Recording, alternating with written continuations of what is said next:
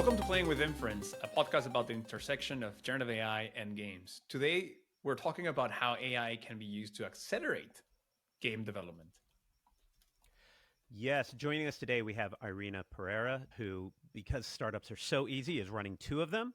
She is running both Unleashed Games and Infinite Realms, has a long background in games, actually, starting from World of Warcraft all the way back in Vanilla and Burning Crusade, has since worked on a number of games, also in the mobile space, from Game of Thrones Conquest to Monopoly Go, and has decided to figure out how we're going to make games with this new technology. In particular, bringing literary worlds to life and improving the productivity of our teams while making sure all of us still have jobs to make games, if I understand that right. So welcome, Irina.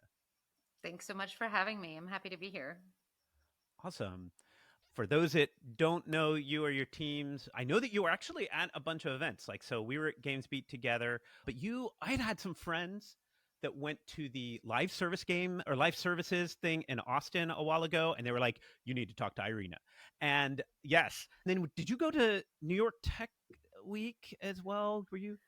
No, but it was at the Live Service Game Summit in Austin where I was invited to speak and I was going to help close out the conference, but I was supposed to be the second to last talk, but the closing keynote, I don't think he actually showed up or was able to make it.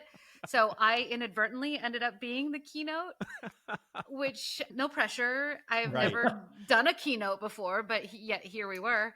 And I had worked leveraging AI, mind you, like for a week or so on this talk. And I wanted there to be a key takeaway of the audience being inspired as to how AI could be used to force multiply each individual developer on a game team.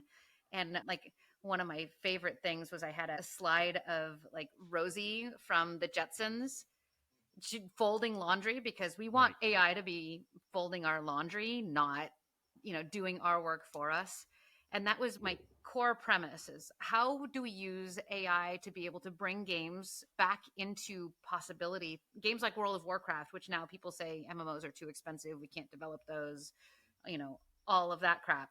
Like I actually want to play more MMOs and nobody wants to fund them, but maybe with AI, they're more within reach. So the feedback was really positive.